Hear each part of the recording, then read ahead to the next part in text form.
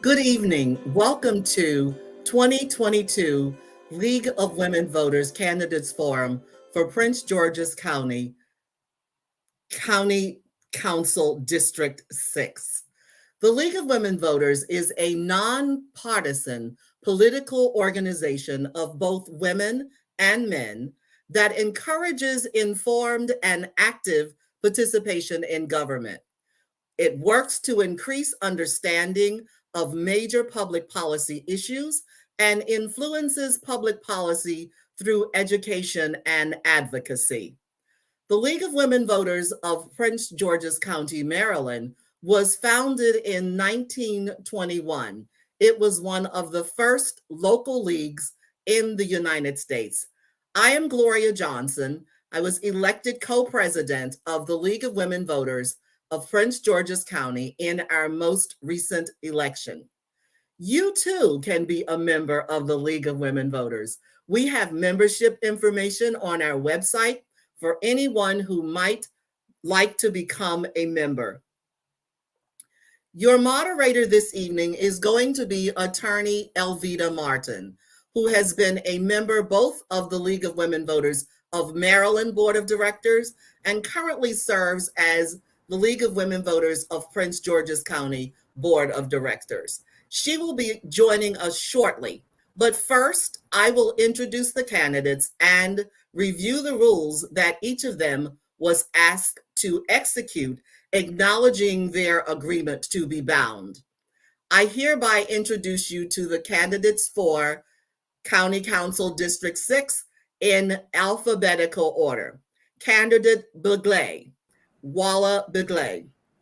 Candidate Holt Streeter, Barbara Holt Streeter.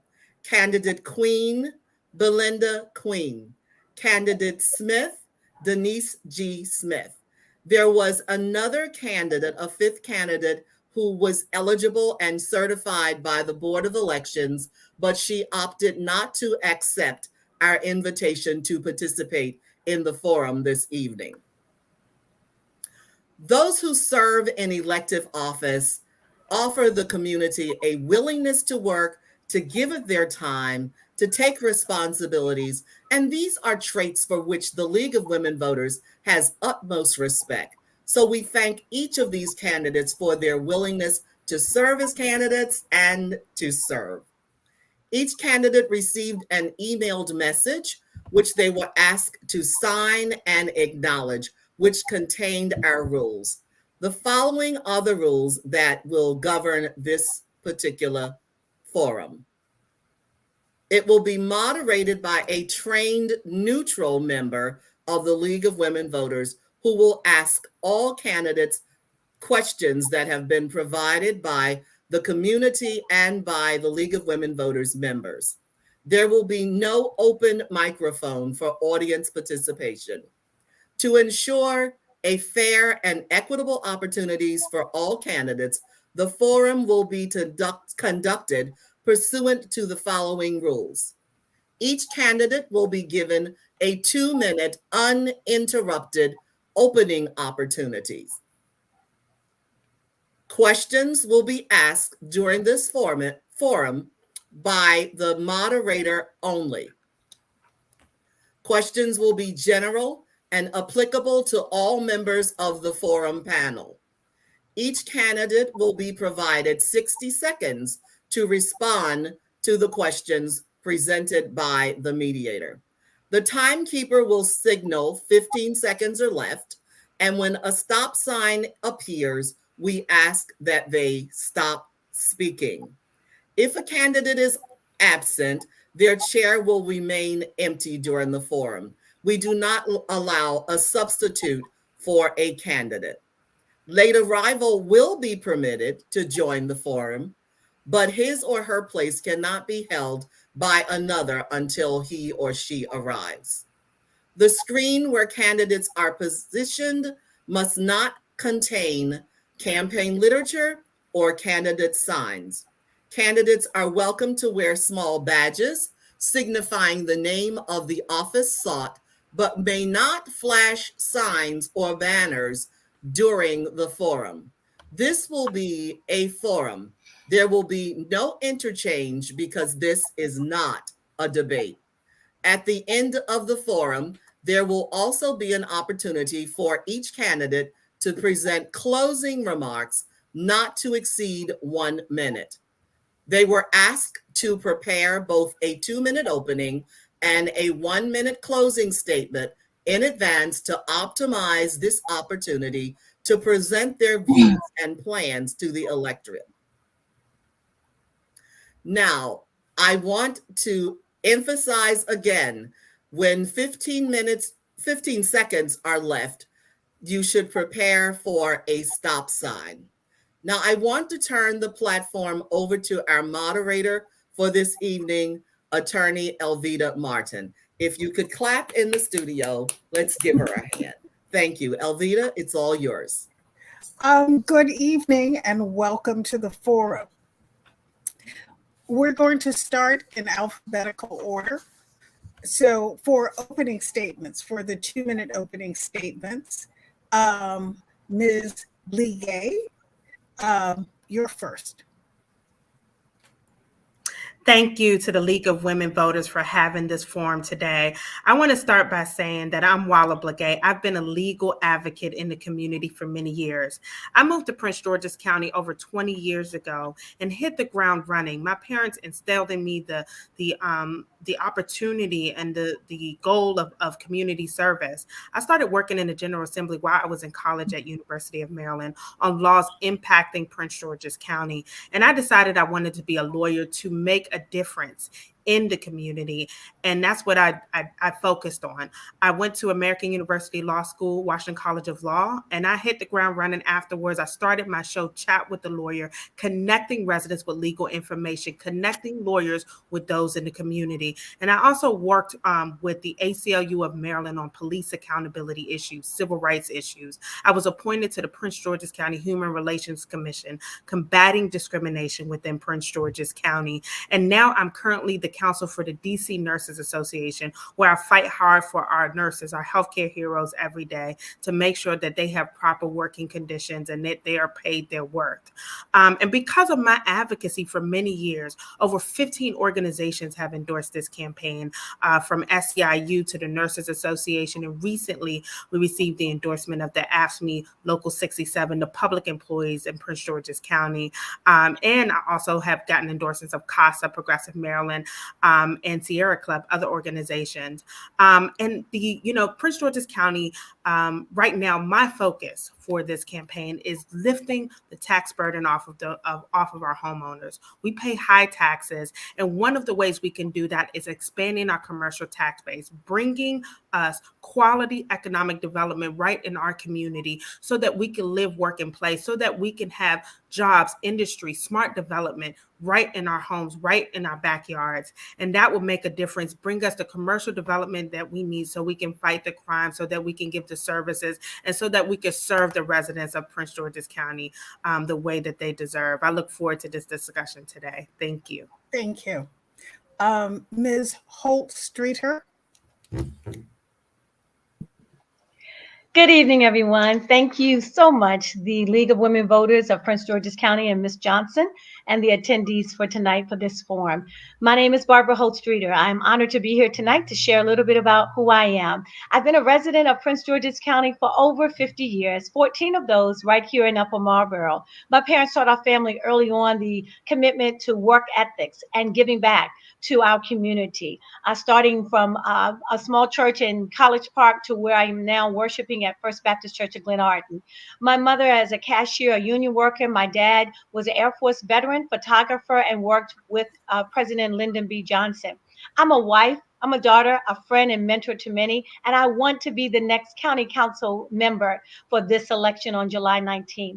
I am working hard to do that. My past experience include over 30 years for government relations and public relations on a federal, state, county, and local level, serving in Director of Communications and Programs. I am honored to say I'm a graduate of Prince George's County Public Schools, where I serve currently full-time as Director of Community Partnerships. I'm a graduate of Frostburg State University and Georgetown University with my master's in corporate communication. I've had the opportunity to work in a nonprofit field, faith-based experience as a community relations liaison for First Baptist Church of Glenarton. As I share, I'm a member of over 25 plus years. I hear the needs of our community. Most recently in District Heights, they had the gas giveaway and was challenged with one of the gas stations. And I stepped in and I've actually made commitments to two gas owners, I would say, who own three gas stations in that area that want to work with the community. I look at opportunities to be solution driven and to help from our youth to our seniors. I served as an adjunct professor for Prince George's Community College, where I helped so many of our youth as well. I'm here to push for public safety, unity in education, small businesses, and health and wellness. Thank you so very much for this opportunity, and I want to be able to collaborate with as many people as possible. Ms. Queen, you're next.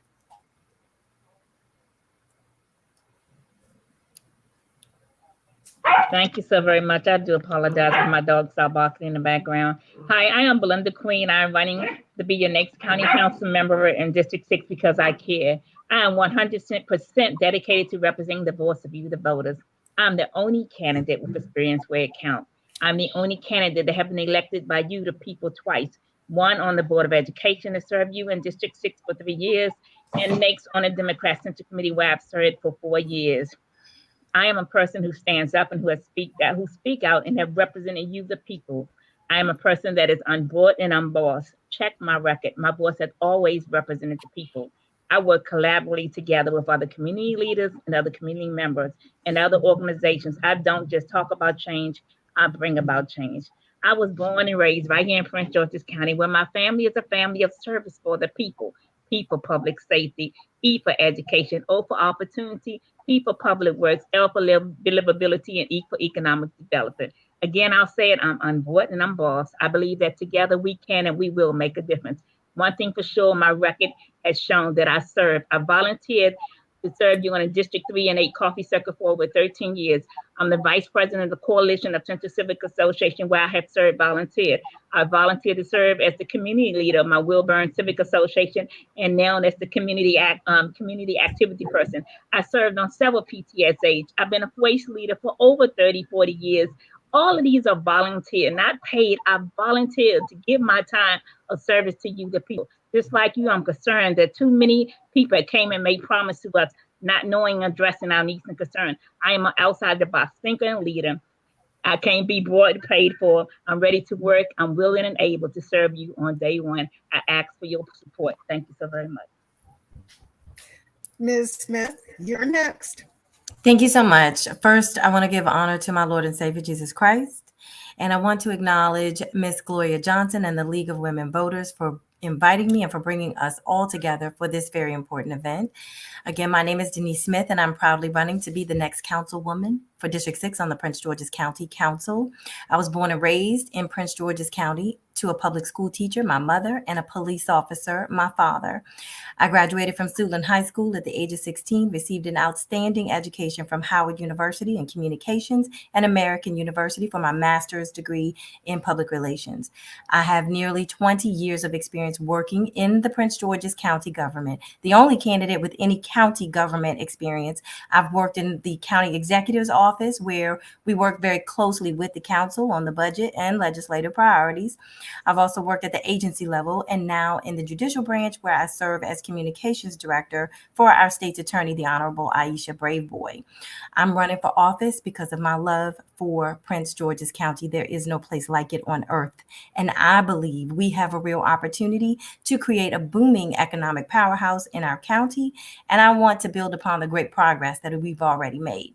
Under the leadership of State Senator and Senate President Pro Tem Melanie Griffith, the state of Maryland delivered $2.5 billion to Prince George's County, which includes $400 million in bonding authority for our county. And this is extraordinary, especially under these unprecedented times. We have a brand new state-of-the-art and world-class hospital right here in the heart of District 6. And these resources can be used to continue to build out the downtown Largo area and make it the Silicon Valley of healthcare services. We have the Metro Blue Line corridor, where we can make historic investments around this transit hub. And I'm going to work with our county executive and our state legislative partners to leverage this historic investment. As this District 6 council member, focusing on the highest and best land use is my priority. I will be a true advocate and make sure we have good stewardship of the resources in the county budget. And I'll also collaborate with our county executive and our state attorney to come up with solutions on how we tackle crime in our communities. I hope this gives you a little insight into who I am, and you will like what you hear, and that I will be your candidate of choice on July 19th. Thank you. Thank you to all of the candidates. The first question is going to go to Ms. Holt Streeter. What do you believe the role of the county council is in improving the lives of District 6 residents?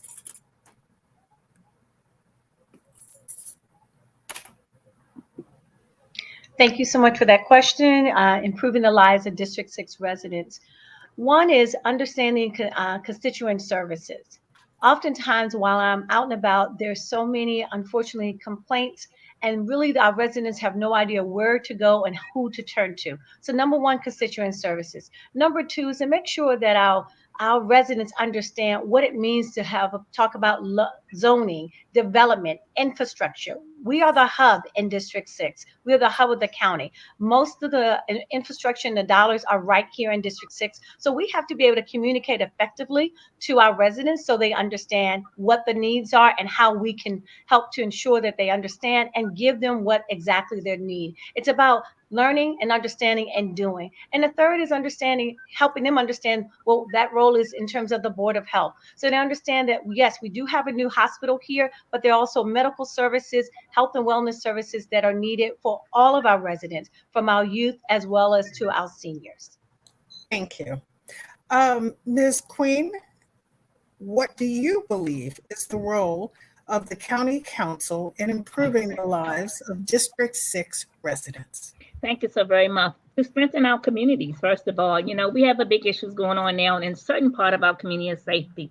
We have a very unique district, District 6. We have a part of District 6 which is booming and doing well, and they just want economic development, and I can understand. Then we have another part of District 6, which need help. And that's the part that, believe it or not, that some of District 6 don't realize that we have actually created the other part of District 6 off of the backs of the residents who have paid taxes and who have been there for years. So as a whole with District 6, we need to make sure that we have safety, that we're booming in the areas. We have a unique district, that we have health. We have a very unique District 6. So we have to make sure that we're reaching every part of District 6, the health, the economic development, to make sure our kids are educated so they can have generation wealth, so we can leave things of all districts. It is so much, but right now, safety and health and education is so very important to our district. So the next generation can succeed and will succeed, and we can have a thriving district where people can live, work, and play where they live. Thank you. Thank you, Ms. Queen. Ms. Smith, what do you believe is the role of the county council in improving the lives of District 6 residents? So the role of the council is the legislative arm of our county government. And the role of the council is to vote on land use matters, as well as to approve and oversee the budget for our county. That means having good stewardship over the county resources. That also means making sure that our police have the funding that they need to keep our communities safe, and that our education system gets funded so that our children can have access to a world-class education system, and making improvements as such. So we also want to make sure that we're going to have responsible development, and we can do all of this by building up our small business base, which will help to increase our commercial tax base, expand the commercial tax base, and diversify the commercial tax base. When our small businesses do better, we all can do better here in our county. Thank you, Ms. Smith. Ms. Bligay, would you like me to repeat the question? No, I don't need. Actually, can you repeat it one more time? Sorry, just okay. But yeah. What do you believe the role of the county council is in improving the lives of District 6 residents? Well, the number one role is development. It is essential, especially at this time. We need to bring smart development to Prince George's County. District 6 has beautiful homes, but we do not have the economic development that supports the homes that we have. 60% of Prince George's leaves the county to go to work. Most of us leave the county for play, for retail. So it's time for the county to look at bringing quality development that those that live in this community can enjoy. We pay the highest taxes. And if we're going to pay the highest taxes, most would want the county council to focus on development and zoning that brings the resources closer to home. So that's number one. Number two is actually providing more services in the community. Right now, we pay high taxes, but many say we need more services. We need to provide more mental health services. That's where the Board of Health comes in, more healthcare, access to quality healthcare, funding health opportunity zones, more access for senior services, affordable housing, and more. So we definitely, both of those things will allow us to serve the residents and the role of the council. Thank you, Ms. Brigay. Question number 2, we're going to lead off with Ms. Queen. How would you address the issues of such a large and diverse district with differing concerns and needs? Thank you so very much for that question, which is so very important. I'm a very diverse person, and I believe in diversity. The same way we address the needs of District 6. I served on the Central Coalition for a while, and we made sure that we realized that it was a different change in needs. Society has changed. Our residents are changing, and we had to move toward the 21st century. That's why we got West Barrier. That's why we got Cameron Grove. I'm still in Capitol Heights, So we developed these new developments. We knew what was needed. But now that we have it, we have to make sure that we're addressing all. And one of the things we would do that was with the money we're getting right now to do all the work inside the Beltway, going from the Blue Line corridor on up, we can address everyone's needs. And that's what's so very important. We can address every need of District 6, starting with Capitol Heights, moving all the way back up, toward Upper Marlboro, going to Bowie and West Barrier to make sure that every need is addressed, that we have places where people can live, work, and play. But most of all, stick to the plan that people have already set forth for our district. Thank you so very much. Thank you. From Ms. Queen to Ms. Smith. Thank you. So I believe that we all have the same needs and concerns. We all want to live in safe communities. We want to live in beautiful and clean neighborhoods, and we want a good education for our children and a great place to raise our children here. We need good schools, the best hospitals, and quality shopping.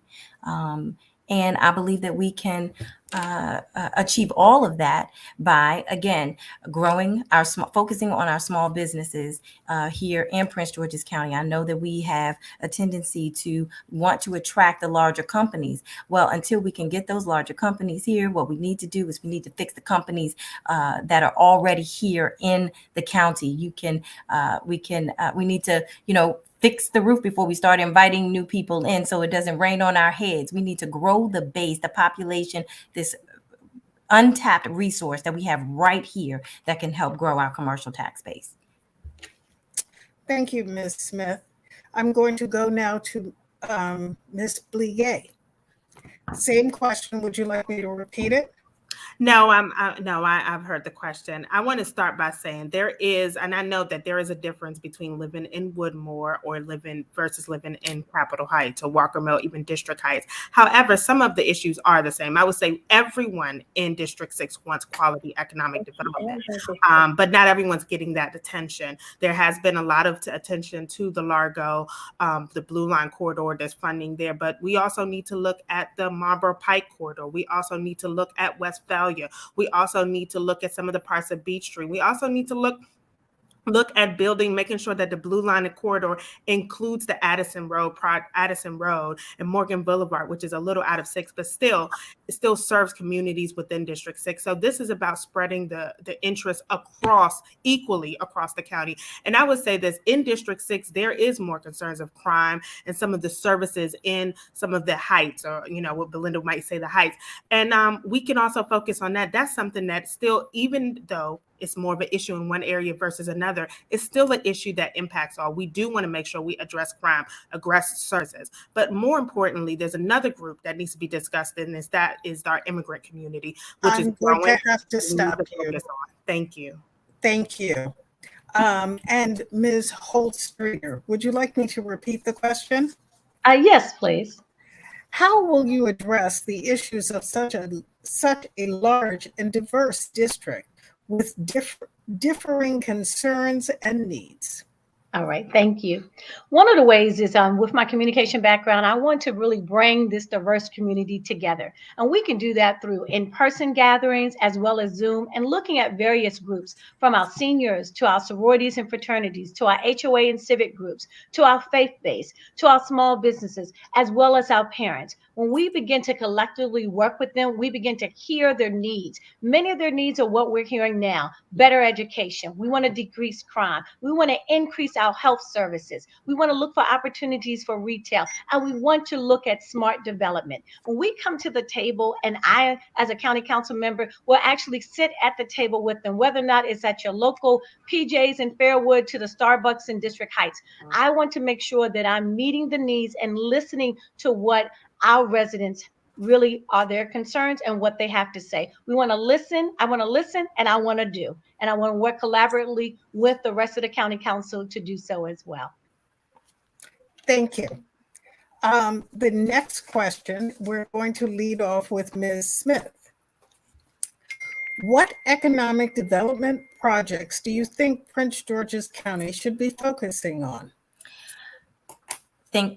Hello. Okay. Thank you for the question. I think that we should be focusing on the economic development projects that are centered around our downtown Largo area, because it is an area of focus on healthcare in the county, and our healthcare is in serious trouble. And now with the decision of the Roe v. Wade being reversed, healthcare of our women is at risk now. And so one of the things that I would like to see is a nice health care campus specifically focused on the care of women, because our women, we need to be healthy if we're going to be having children.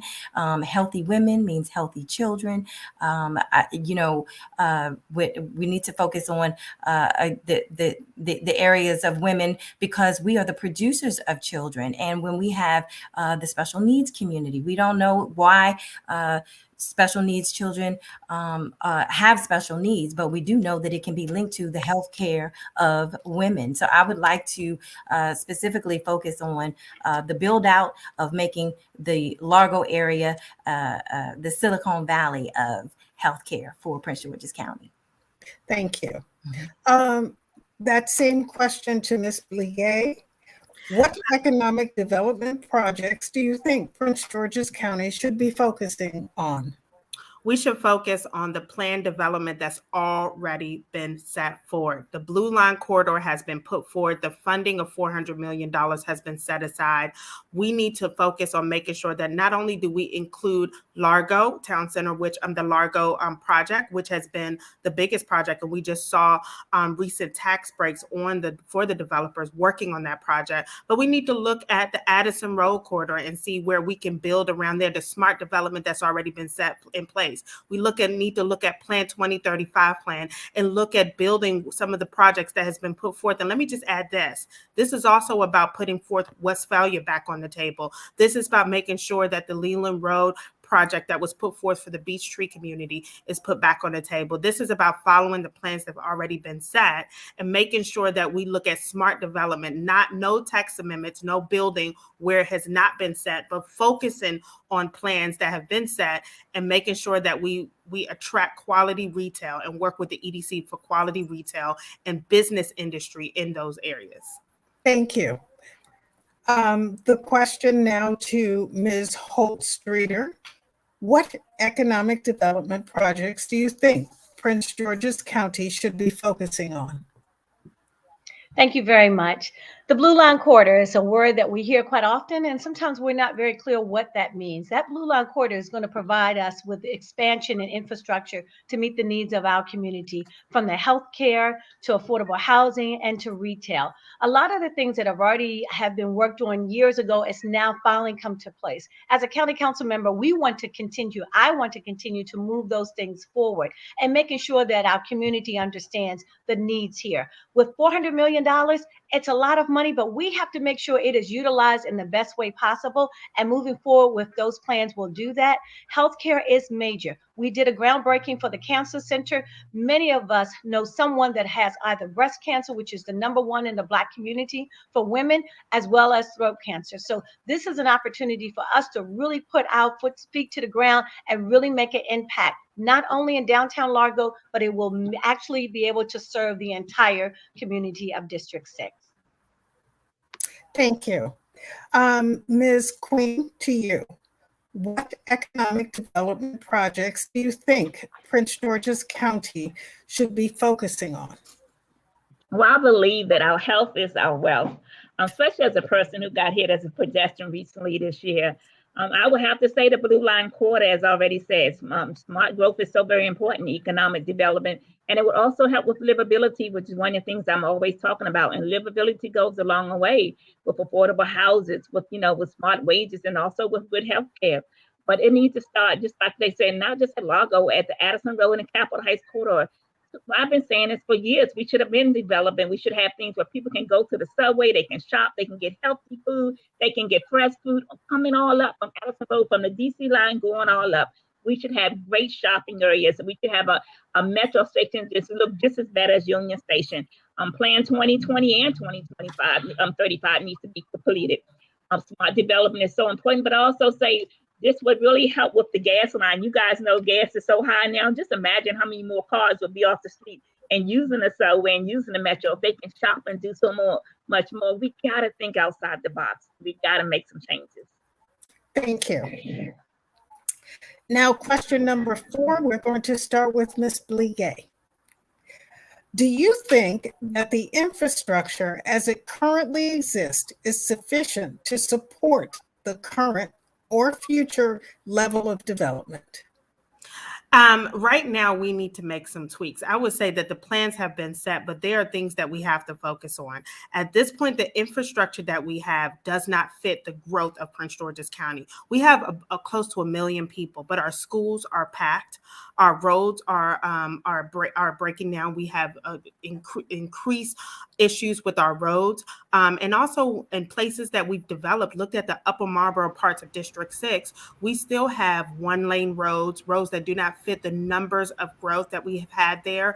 And then when I've met with the law enforcement officials, they said that they're understaffed because of recruitment, but also because of the greater increase of numbers of individuals in Prince George's County, especially District 6. District 6 has had the largest growth in Prince George's County in the last 10 years. So we are focused on, we need to make sure that our infrastructure matches our development. And I would say going forward, any development project should have a full assessment on infrastructure, meaning that do we have enough schools? Do we have proper roads? Do we have the services that we could provide for the numbers of people we have? With a $5 billion budget, we definitely need to start looking at our infrastructure. Thanks. Moving on to Ms. Holt-Streeter. Do you think that the infrastructure as it currently exists is sufficient to support the current and future level of development? Thank you so very much. As a county council member, one of the things we really need to do is to evaluate. A lot of our developers have not been held accountable for the work that they have been doing, even in the area of making sure that we are ensuring that small business, minority-owned, Black-owned, women-owned business actually have not only a seat at the table, but actually get business as well. With the infrastructure the way we have now, Prince George's County is growing. The population will continue to grow. So when we look at those options, we have to make sure development is across the board. We talked a little bit earlier about public transportation. We have to make sure that our transit oriented is in place from Addison Road to Largo. Those areas are going to continue to grow. We need to continue to grow that because our population is going to grow. We have to make sure that we have the needs needs assessment available for our seniors. They are our foundation. They are the ones, the backs that we're standing on. So we have to make sure we have in place affordable housing for our seniors. And we cannot forget our first-time home buyers, our millennials who are just graduating from college, to make sure we have set aside those elements for them as well. So the opportunity is endless in District 6. We now have to be able to come together as one, looking at the finances and the funding as well. Thank you, Ms. Holt-Streeter. Ms. Queen, would you like me to repeat the question? Yes, please. Do you think that the infrastructure as it currently exists is sufficient to support the current/future level of development? Thank you so very much. I just want to make sure I heard it correctly. No, I do not think that. You guys know you can drive the roads. I'm a strong community activist. Potholes everywhere. You can see it. You can see cracks along the bridges. You know, we don't get internet access in so many places. You see our water lines, pipes are breaking, water come up everywhere. A lot of time, whenever a storm, you guys know certain areas are out. I've been facing this for years, living in this county for years. It depends on what area you live in. You know, your electricity is going out, or you know, you're gonna have issues with your water. So no, I really don't think it does. And we have a lot of work to do. And the problem is, you know, that we have to make sure that we get a county person, a county council representative who's going to work hard with state legislators to make sure that money the federal government has given is going to be used for Prince George's County, especially in District 6, to fix the infrastructure issues that we do have. We've had major ones. We have houses that was built on water land. We had a lot of issues where people were living in houses and they were flooding. So we got to make sure that we have someone who's going to be accountable, and that's me. Thank you. Ms. Smith? Yes, thank you. Do you think that the infrastructure as it currently exists is sufficient to support the current and future level of development? So currently, no, the infrastructure is not up to standards. However, we are building new schools, and I will make sure that the police are going to be fully staffed. They're not fully staffed because recruitment is down and because the police officers are retiring. And so what we have to do is make sure that we provide the funds to have more recruitment classes every year, to increase the number of recruitment classes. We're going to work with the developers to keep up with the growth. We know that we have the current roads that exist. They need some fixing, but as new development comes in, we also need to make sure that the roads that they're going to have to build in concert with those with that development project are up to par as well. But that also includes fixing existing roads. If they want to build here, they're going to have to make sure that the roads are up to par. And we can achieve affordable housing with partnerships through nonprofits and churches. But this infrastructure includes more than just roads. It is all inclusive. And as your next county council, District 6 council member, I will make sure that we work with those developers to make sure that those things happen. Thank you, Ms. Smith. On to our next question, and that will lead off with Ms. Holt-Streeter. What do you think the county council should be doing to address the crime surge in the county? Thank you for that question. The crime is at the utmost highest. And so we have to be able to do something. We talked about increased funding because our budget, we are able to provide that additional funding for our police. And at this point, that is something we really need to look at. The recruit numbers are very, very low. We're not able to even get young ladies, young men to even look at the opportunity. And so that's one of the things we need to do, increase funding for our police, increase funding for the equipment so we can have the necessary tools that they need to be able to combat that. But we also need to look at opportunities that we give money to our nonprofits that are able to give to those youth to work with them with workforce development, entrepreneur training, mentoring, and mental health. Mental health is at the highest level now. Because of that, we need to be able to look at that because every child or every adult that has committed a crime, it also look at the opportunity because it may be because of mental health. So we need to look at those areas and see where coming together, working with our nonprofits and faith-based organizations can make an impact. Thank you. On to Ms. Queen. What do you think the county council should be doing to address the crime surge in the county? Our job, first of all, we need to do our job. Make sure that we have healthy eating places. Make sure we address mental health.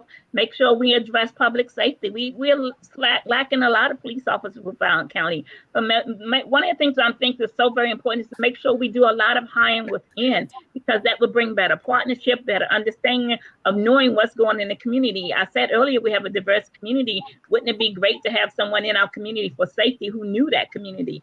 So there's a lot needs to be done to work with nonprofits and so many other things. But most of all, we need to do our job. That is our job as the county council president, to make sure that we're addressing health, that we're addressing education, that we're addressing public safety. We need to be doing our job. Thank you. Thank you, Ms. Queen. Ms. Smith, what do you think the county council should be doing to address the crime surge in the county? Making sure that our police department has the funding that it needs to do the job of the police department.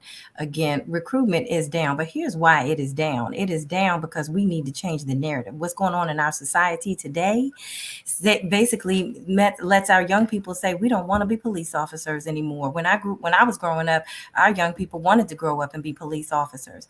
But if we change that narrative and build better relationships and partnerships with our police department, we can change the narrative for our young children. We can also provide funding for cadet programs in our high schools to encourage our youth to want to become law enforcement officers. We can change the narrative. We also need more training in our police department to make sure the funding is there for that as well, to address mental health. The county is already doing a good job in addressing mental health by opening up these new facilities, but we need more training for mental health professionals because they don't exist right now. So just addressing those. But again, it takes money. Thank you. Ms. Legay, what do you think the county council should be doing to address the crime surge in the county? Well, I agree with the others on the recruitment for our police officers. We definitely have a staffing issue when it comes to law enforcement. But I would say this, a bigger issue is really mental health support and actually services for those in need. I would say this, the average age of a lot of the perpetrators of crime in our community are between 12 and 15 years old. These are children. And anytime a 12-year-old is involved in carjackings and homicides, you have to think of what's going on in that home. It's time for us to build more into our school system, more healthcare clinics. This is the community school model, making sure that we have multiple counselors in our schools and wraparound services to catch the families in need and give them the support that they need so that their kids would not take the pathway of crime. But I also want to make sure that we give job opportunities. Today, I spent time at the Carpenters Union apprenticeship program where they're saying they're not getting many county residents to join that program. And this is a way to help get our children off the streets and get them away from a pathway of crime. Thank you. On to question number 6. We're going to start that one with Ms. Queen. And it seems to be particularly relevant. How will you approach mental health crisis in this county? Thank you so very much. As a person who have raised 21 kids, 3 of my own, 9 stepchildren, 11 foster guardianship kids, I had some kids with crisis issues. And one of the things I said is so very important of healthy eating. And some of the issues came from with some of my kids, it depends on what they ate that would set them off. Mental health goes a long way.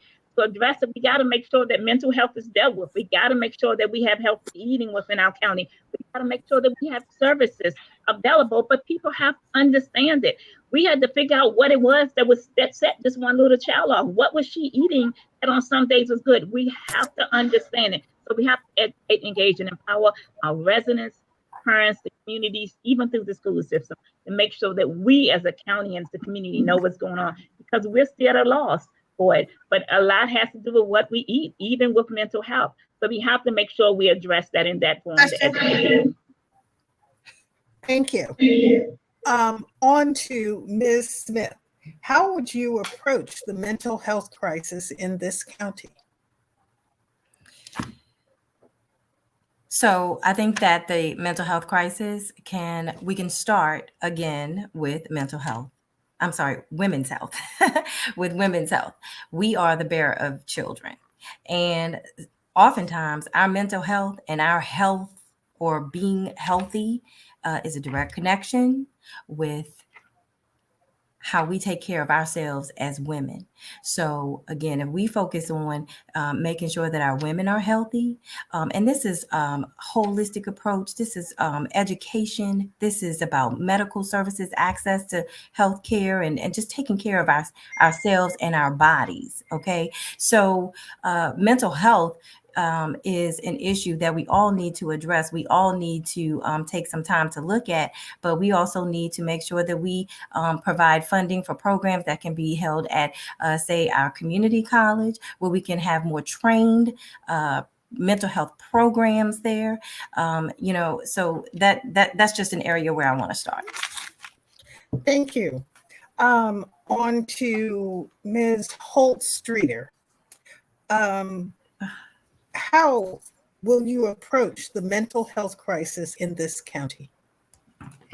Mental health is very close to my heart. I have members of my family who has been on the spectrum of bipolar as well as the mental health disorders. And so it's very close to me, and I've watched from childhood, teenagers to adult, what they've experienced. And one of the things I realized is that they also need an opportunity of outlet, opportunity of working, opportunity of training. And so when you do that, it allows your mindset to shift differently. But the health component is just as important.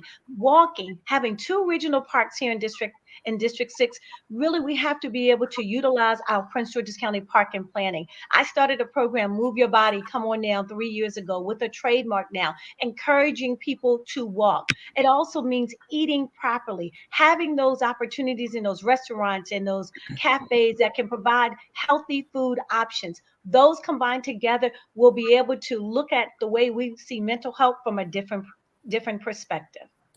Thank you, Ms. Holt-Streeter. On to question number 7. And with this Did I answer the question? Oh, did I skip you? I'm so sorry. Ms. Bligay, my apologies. How would you approach the mental health crisis in this county? Well, first of all, I'm counsel for the DC Nurses Association, and I've seen many of the gaps that we have in Prince George's County compared to some of the surrounding jurisdictions.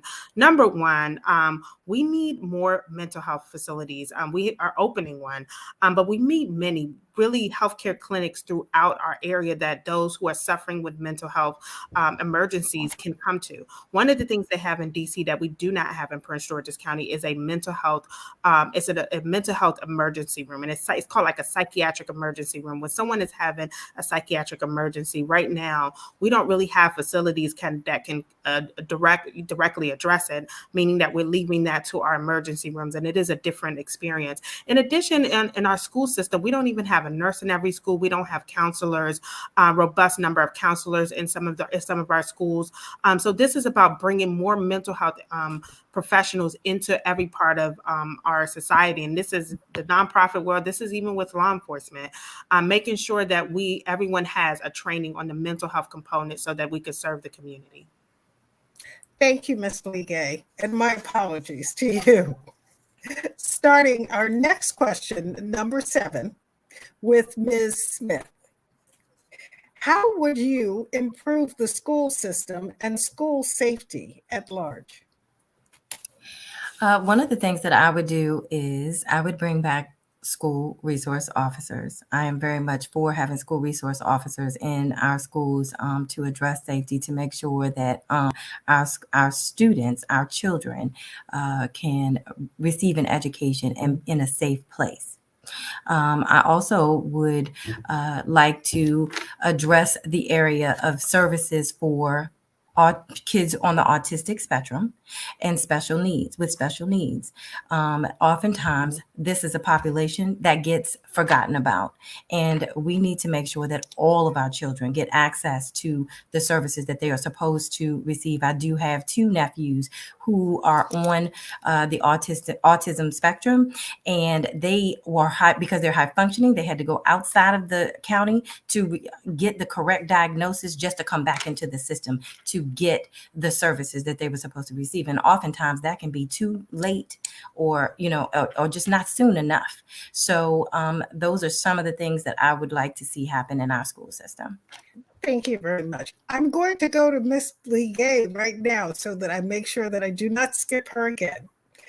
How would you improve the school system and school safety at large? Well, first of all, one of the main issues in our school system is our teacher pay. Our teachers are the lowest paid in the region, 20 to 30%. And we, while we have a lot of talent in our school system, we must face the music that we cannot maintain the best, all of the talent that we need if we cannot pay them. And right now, the teachers are at impasse. So that's going to be something that we need to focus on. More wraparound and community schools support. And I talked about it, mental health services, healthcare services, all social services. But lastly, with safety, mental health service has a big component in that. Police in a school is not really going to change the action of a student, but a mental health professional that can properly address the issues of our students will be the change that we need in our school system. So I definitely, in addition to that, with community schools, with the mental health aspect, I do believe that there should be some collaboration with law enforcement. But I would say this, mental health is the key. If a 12 or 13-year-old is involved with crime, that tells you that there's something missing that we need to do to address the issues of those students. Thank you. Ms. Holt-Streeter, would you like me to repeat the question? Yes, please. How would you improve the school system and school safety at large? Thank you. A couple of things I would look at. One is really looking at what we call our school resource officers, but also in combination with our mental health counselors. Those two, if trained properly, can work hand to hand. From a county council perspective, there is over 62% of the budget was given to Prince George's County Public Schools, about $2.63 billion. That money that will be used can be used in various ways, as I just mentioned. The other piece is we want to look at opportunity advocate to increase for teacher salaries, as well as essential workers. Our teachers are part of our first responders, just like police, just like firemen. Our teachers have now become our first responders as well. Increasing staff development as it relates to mental health, because it's often not what you say, it's how you say things to really be able to calm down a situation from that standpoint. And increasing our family and school partnerships family and school partnerships will make a major difference as we work with nonprofits. Thank you very much, Ms. Holt-Streeter. Ms. Queen? Thank you. So, no, being a school board member, I definitely know that question. Definitely it goes back to not just mental health. It goes back to other programs in the school, violence prevention, bringing programs that I've been trying to bring back, like bring back McGruff the dog, bring back all the mascots where they can sit there and they can talk to some of the kids, because kids, sometimes they need someone to talk to that they feel that they can trust. Bring in some of the nonprofits, but also our school have to be, it was just said, and I'm so glad Ms. Tweeter said communication and partnership, but they have to be opening and more friendly. That's one of the problems we have within our school system right now. If we went back in the day, as the person was raised here, our community members, your neighbor next door, she made you accountable. A lot of that is not done because no one is allowed in the school system. So no, they're not saying a Miss Queen or Miss McGay, somebody that they know that is neighbor that's going to tell on their parent, or that's going to say, you get it together. We got to open our doors and be more community friendly and make sure we are partnering with our local community and the parents. That is another thing that's so very important, more important than having police officers in the school. All right. Now on to Ms. Ligay, an entirely different issue. How do you want to improve the green space in this county? We have a couple of parks, couple of regional parks, but beyond that, very little labeled green space. This is a great question. I am in full support of the adoption of the climate action plan that talks about really preserving our greenery. We need to make sure that not only do we do have the parks and we do have the greenery here, but we're losing it to a lot of development. So we need to look at making sure that we preserve our greenery, preserve our green space. Yesterday, we were a part of a forum that talked about agriculture, building opportunities for farming, for farmers market, for even allowing the community to be a space that we can grow our own foods in our community. So we do need the opportunity to make sure that our green space is secured and make sure that we create spaces that not only do we have our embrace our parks, but we create other places that we can also enjoy our green space, because that's the magic of Prince George's County. While we have development, the greenery is what brings and attracts many of the residents here. Thank you, Ms. Linke. Ms. Holt-Streeter, would you like the question again? No, I think I have it. Thank you so much. Okay. The green space is so needed, but after a while, you can only do but so much. So we have to be able to work in collaboration with the developers as a county council person, that there's a balance of how much development will be built so we can keep that green space. We need to increase our bikeable and walkable trails. It is so important because, as one of my colleagues mentioned, of course, the increase of gas, it is now looking at other opportunities to travel throughout this community. So increasing those trails around our community will make an amazing difference as well. The climate action plan is something that we really need to look at and be able to investigate to see how bits and pieces we can begin to move forward now than later. When we look at those opportunities, we can see great things that will happen in this county, along with the healthy food options as well. When we look at the green space, the Capital Farm Market, is a great opportunity for us to be able to give back as they give back to us, looking at local farmers, and they're also looking at Black farmers as well. Thank you very much, Ms. Holt-Streeter. On to Ms. Queen now. Would you like the question again? No, thank you so very much. I think green spaces are so very important. We got to look at legislations and policies to also require developments for new developments and make sure that they inquire some of this in their new developments. Being a part of the Central Coalition, when developers came to our community within our district, and it is in District 6, we were really, we were concerned what type of brick it's going to be, what type of flowers are you going to have where. We made sure that they built with certain type of brick and certain development and make sure they had green spaces in some area. And we can still require that. We can do legislation and do that, but we also need to look at our schools and make sure that we have land available, even with the new schools, for green space, and also work with our churches and our nonprofits to make sure that when people go to our churches, they don't just get their soul fed, that we have green space that we can feed them healthy and give them fruit and other things. So there's a lot of things that we can do with green space. We just have to put legislation in and do it and partner with organizations to make sure it's done. Thank you. Thank you, Ms. Queen. Ms. Smith, would you like the question again? No, thank you. I think that we, first of all, the environment, green spaces, of course, is very important to our community. And we can do that in a couple of ways. One, by working with new development projects and the developers that are bringing new amenities to our county. We can work with them on increasing or building in the build out of bike and pathways. The county has already we've already seen in our district where an increase in bike pathways. We've also seen the bike boxes at our metro stations. The county has, but we can also work with the developers for building community gardens. We have community gardens or spaces in our district that already where community gardens exist, and we can start to increase those numbers throughout our district. The two, can coexist, development and green space.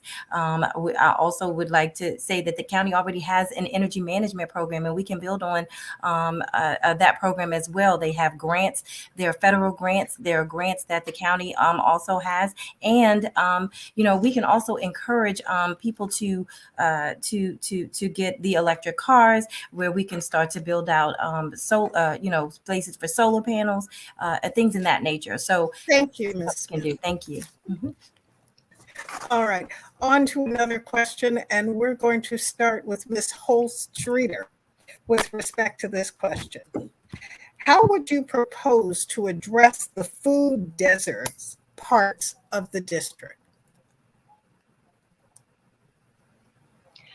The food desert is a major problem. And it's not only on one part of the district, it's across the district as well. So when we talked a little bit earlier in terms of developing our farmers, developing our local farmers and working alongside of them and putting legislative in place to be able to give funding, that will make an impact as well. But we also have to look at bringing in small business owners that are in the food retail space. There are many minority business owners. There's 92% of businesses in this county are small business. Many of them are retail. But now we have to look at how do we begin to invest in providing capital and access to the table for these small businesses with their food retail to increase, to provide healthy food options here. We have Tropical Smoothie Cafe, which is right here in Ritchie Station. It is the largest, the most fastest growing tropical smoothie in the franchise. And we want to have more of those. And he's actually building 2 more. So the more that we look at opportunities to provide that funding, working along the Economic Development Corporation as well, and Employer PG, I think we will be able to make an impact. Thank you. Ms. Queen? PG, I think we will be able to make an impact. Thank you. Thank you so very much. Am I ready to go? Yes. Yes, I Okay. hope so. How would you Okay. propose to address food deserts in parts of the district? We have to put some legislations in place for some food deserts. I'll be honest with you guys. One of the things that bother me the most is right here on Central Avenue where I live at. The Giant has been paying rent there for over 10 years. And so it has stopped other grocery stores from coming in the area because we allowed them to pay rent and not have a Giant there. We have to make sure that that is no longer allowed and blocking from other grocery stores, because most grocery stores don't want to come where another grocery store is said to be within a couple of miles. So that's one of the things we do need to prove. We also need to make sure that we are investing in healthy food places all around our county. As I stated earlier, when I grew up, we had fruit stands back in the area, and we're making sure that even now that just the subway, as we build on the Blue Line Quarter, that we have places where people can get healthy food, that they can get fruit, they can grow. We have to do a lot of that and bring more economic development where we can get more Whole Foods and stores where this generation wants to shop at, because they do want stores like Whole Foods, and we have to make sure that they are having what they want because they are our future. So thank you so very much. Thank you, Ms. Queen. Ms. Smith? This is an opportunity where small businesses can come into play, because what we can offer here, and while we work with the developers and the builders who are bringing projects to the county, we can offer small grocery stores like the Trader Joe's, and even smaller than the Trader Joe's, like Mario Minor, who's also bringing a grocery store over in the Hampton Mall area. We can offer smaller stores that are locally owned and operated by minorities here in Prince George's County. So, we can start to work, thinking out the planned projects a little bit differently, because plans are going to have to change, because we're not at one point we wanted the big box stores here. Well, the big box stores are probably not coming at this point. So what we want to do is we want to think about how we're going to change what development actually looks like here in this county. And I think that we can start with small business owners and offering smaller grocery stores that can be locally owned. Thank you, Ms. Smith. Ms. Bligay? Thank you for this question. I want to start by saying we need to fund our farmers market cooperatives that are doing the great work. The capital markets with the leadership of Brittany, Ms. Drakeford, and some other groups have been working on making sure that we bring farmers markets community. They did that in the Capitol Heights community, and we need to fund those options. We also need to focus, this is where the economic development comes in and infrastructure. In the Upper Marlboro communities, we have really nice houses, beautiful communities, and grocery stores pretty far away from each house. So this is about making sure that we put grocery stores closer to home and incentivize those business owners to bring actually healthy options and grocery stores into those communities, so that they're not landlocked with homes and no economic development in and around them. So this is about incentivizing those options. And finally, when it comes to food deserts, we need to make sure that we look at hubs of ways that we can actually, this is the smart development. When we're building around that blue line corridor, we need to make sure that a grocery store and healthy food options are in and around all of the new development that we have going forward, so that we're not looking at more houses around those instead of actual stores and grocery stores and all of those options for residents. Thank you, Ms. Blinke. We're going to go to another question now. And with this one, we're going to start with Ms. Queen. What is the most significant issue facing District 6, Prince George's County, and how will you address it? I think for me, the most significant issue right now in the district, I would say, is safety, because I live in the Heights, as was mentioned earlier, and we have a lot of shooting, we have a lot of issues going on, but we also are short police officers. Even for the municipalities that are close to me, they don't work in the evening, so we have to address the safety issues and make sure we're investing and putting more money towards safety. The next thing will be livability, and that's one of the big pushes when I first get in the office, to make sure we're paying affordable wages and we have affordable houses. You know, it's sad that I hear, you know, so many people are struggling. They're not, especially with gas so high. You guys know, I'm gonna go back to the gas, not just the food. Unfortunately, they gave up the little bit of stimulus money, but it seemed like they took it all back in the high gas and the food. We have to make sure that our people can live. They live in affordable houses. We have people who are struggling, who are hurting right now. So that's what's affecting our residents in my district. We have some districts who are flourishing outside of District 6, and they're looking for places where they can shop, where they can eat, where they can enjoy, but they also want to feel safe, and they can't feel safe with the crime going on in my communities. Thank you so very much. Thank you. On to Ms. Smith. What is the most significant issue facing District 6, Prince George's County, and how will you address it? Unmute. Unmute. Okay, sorry about that. Okay, so I would say that some of the most pressing issues in District 6 are the cost of inflation, the high prices in gas, and taxes for seniors. While on a council level, we can't necessarily do anything about the gas, but what we can do is we can lobby our federal partners, our federal and state partners, for gas tax holidays. When it comes to taxes for seniors, we can, obviously we've already begun to legislation for tax breaks for seniors, but we can continue down that path. We can increase vouchers for our seniors, and for those who already receive vouchers that are not seniors as well. And as far as taxes, again, increasing our commercial tax base. And again, I think that the way that we do that is we start with building up that small business base, because our small businesses, they can end up paying more taxes, and we can receive more tax revenues from them, so that we can rely less on the urge to increase taxes. Thank you. Thank you, Ms. Smith. On to Ms. Blinke. What is the most significant issue facing District 6, Prince George's County, and how will you address it? I would start by saying we've knocked over 15,000 doors in District 6, and the common thread is economic development. We live in beautiful communities, and many feel that they cannot get much out of their community other than living in a beautiful community. They do not have any amenities close to them. So this is where building our commercial tax base is key. I might sound like a broken record because I've been talking about this for a year, but this is the biggest issue in District 6. And I would say the next thing really is taxes. The burden of taxes is very high in the county, and it goes into another issue, schools, because many of those who live in District 6 oftentimes put their kids in private schools because they do not trust the public school system. So we need to focus on building up our schools, bringing quality economic development, and when we expand that commercial tax base, we will lift the tax burden off of the residents that we're paying the bills here, and make sure, and it would allow us to have more money overall to provide the services that many need in the county, where it comes to safety, services for seniors, and all of those things come into play. Thank you, Ms. Blinke. Ms. Holt-Streeter, what is the most significant issue facing District 6 and Prince George's County, and how will you address it?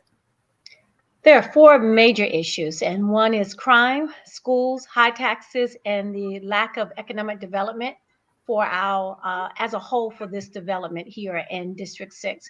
Those areas, when we look at that, we can't really increase the value of our county without having really safe streets and high performing schools. Most of when I've been door knocking, I'm hearing in different areas that their families are sending their children to different schools, and it's not Prince George's County Public Schools. But we in that school system have amazing programs. We just have to make sure that we are sharing that across the board to all of our residents. When we look at that in terms of the economic development, we have to look at ways that we can increase the tax base so it's not a heavy burden on our residents, particularly our seniors. So when we look at those areas, we can make a difference from a legislation standpoint, just like one of our county council members are doing now, Edward Burrows, to look at ways that we can decrease the taxes for the heavy burden of our seniors, but on the other side, be able to increase the tax base for our small businesses. Thank you very much. Ms. Holst-Streeter. I didn't miss anyone, did I?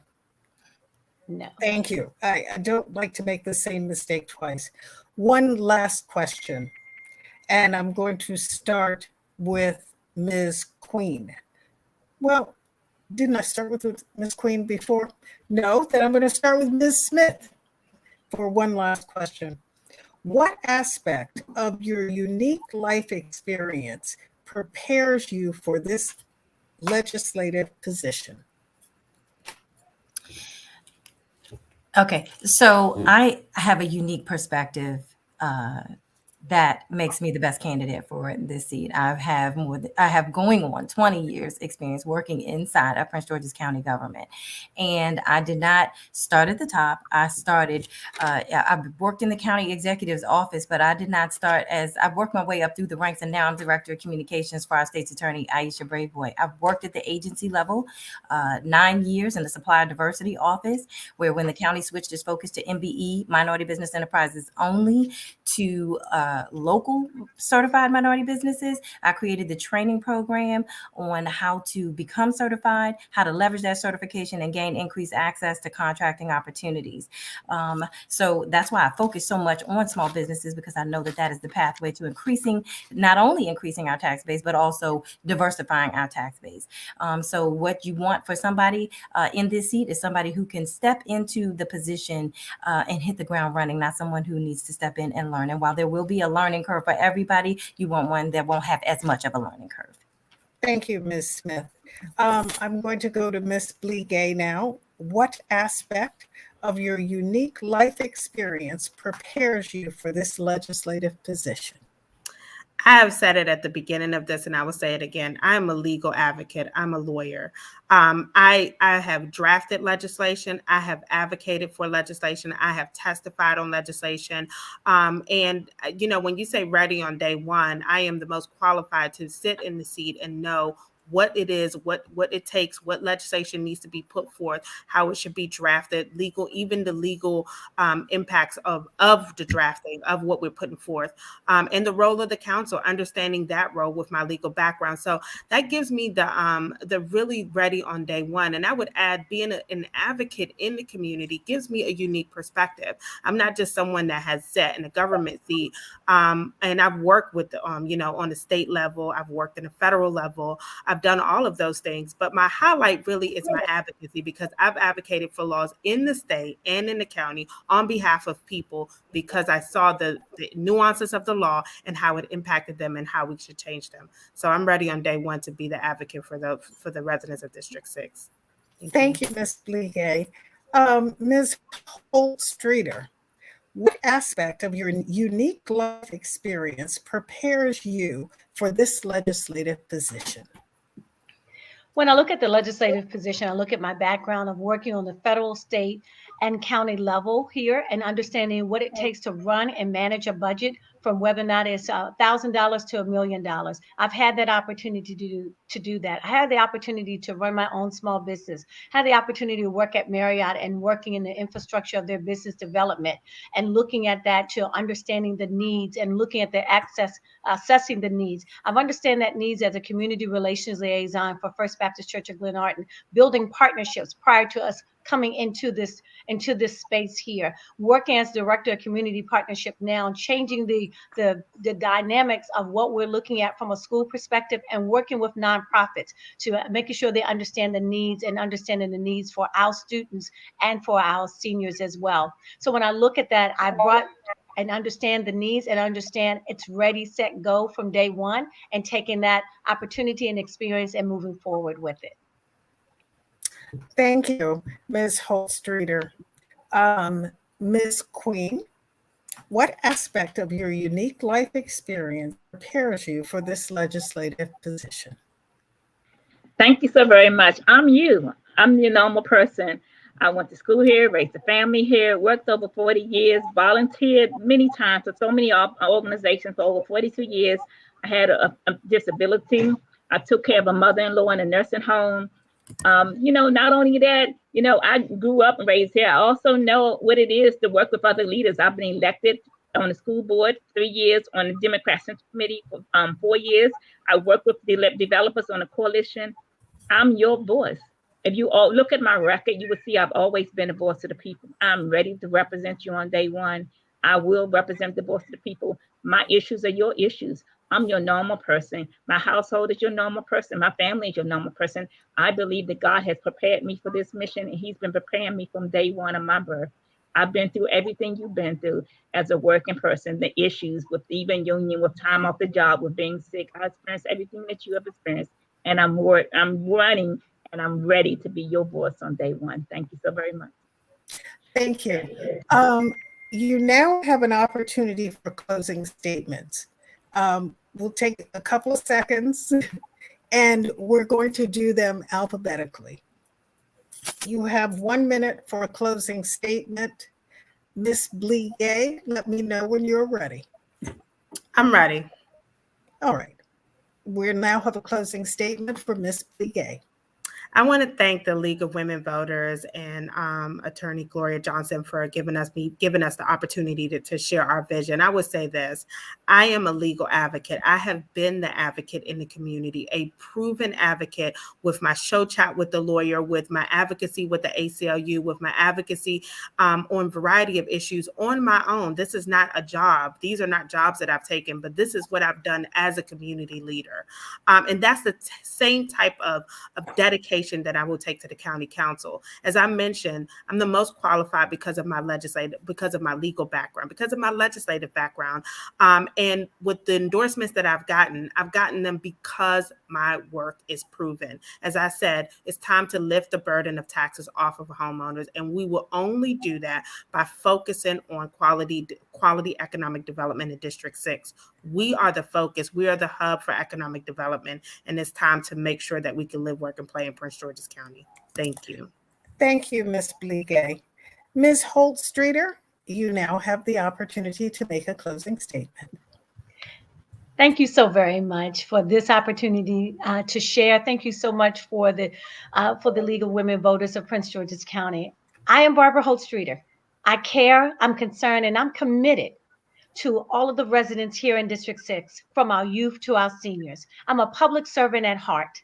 I do this because I want to make a difference and an impact. It's not something that I said, let's do this and let's not. I've been campaigning unofficially for years because I've been in this community. I understand the needs, and I listen and I learn, and I'm ready to move forward to do. I know the needs of affordable housing because my mom is a senior. I understand when she had COVID, what we had to go through with health insurance and health care. I understand the needs when our seniors are calling me that they don't have food. I understand I just got a call today from a small business owner that needed help with funding. So I am the person that people have been calling. I'm solution driven, but at the end of the day, I'm here to make an impact. And I pray and hope and ask for your vote to be your next county council member.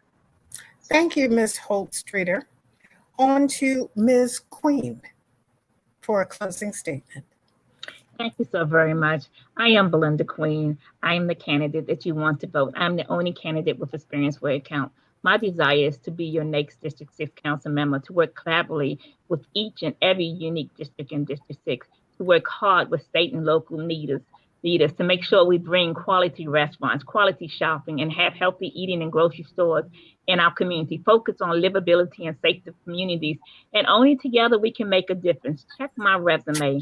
It is proof that I am the best candidate. You guys, we're living in a time we can no longer take chances, especially nowadays with what is going on, we take a chance on someone else being our county council representative. We have 4 other beautiful ladies, and I understand, but they're making promises, and you don't even know their record, but you do know my record. You know how I will vote. You know how I will stand. It will always be. I am 100% dedicated for the people, to be the voice of the people. I don't owe anyone any favors for their support or for their backing, but I do owe you the voters, and I will continue to serve you the voters. Vote for Belinda Queen on July 19th. Thank you so very much. Thank you, Ms. Queen. On to Ms. Smith for a closing statement. Thank you, League of Women Voters. As a lifelong resident with my education and background and going on 20 years of experience, I am the best and most qualified candidate for this position because I've already been doing the work as a public servant in the Prince George's County government, and I am well prepared and ready to serve and be a voice for District 6 residents and businesses on the council. I will make sure your voices are heard, and as your representative, your needs and concerns will be of utmost importance and taken seriously. I understand the role of the council, and I know the budget process. I will make sure your tax dollars are not wasted under my watch, and I will maximize the investments we make in our public school system. I will make sure that our police have what they need to keep us, our homes, businesses, and our community safe. District 6 is home to the Prince George's Community College, which is one of the best community colleges in the state and a great resource to build out and train healthcare providers. We have great residents, businesses, and opportunities to make sure everyone is included in the greatness of Prince George's County. And I promise to lead with integrity, compassion, and vision. Today, I am not only asking for your vote, I'm pledging my commitment to providing exceptional leadership for the Prince George's County residents of District 6. Again, I'm Denise Smith, and I'm here to earn your vote. Thank you.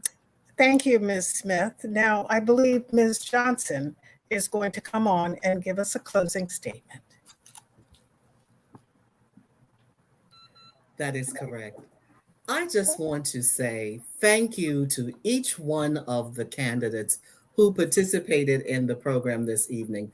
You did a fantastic job. Let's give them a hand. And those of you who are on YouTube, give them a hand as well. I want to thank each of you for coming out this evening, but I also want to applaud the fact that you are willing to accept responsibility for a critically important legislative lawmaking function. That is something that is really important in this county. I also want to thank our moderator, and you don't know this, but she accepted this assignment of moderating this morning. So you were incredible. Thank you, attorney. What's her name? It's okay. What's her name?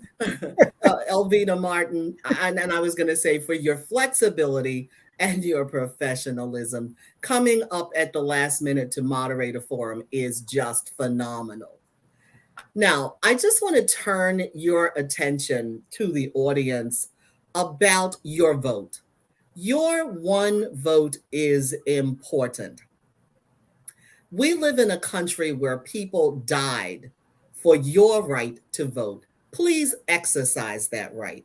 Now, I've got a couple of facts I want to share with you. If I told you that in 1776, one vote gave America the English language instead of German, and in 1845, one vote brought Texas into the Union. In 1923, listen to this, one vote gave Adolf Hitler leadership in the Nazi Party. And in 1941, one vote saved the Selective Service just weeks before Pearl Harbor was attacked. Did I get your attention? Are these statements true? No, they're not. But I got your attention, and while I have your attention, I will ask you to please vote in every election. Primary elections are very important. As I said before, people lost their lives here in America for you to have the right to vote. Voting is not a spectator sport. Take an active role and get out and vote. Thank you for your participation here this evening. This ends our forum. Thank you very much.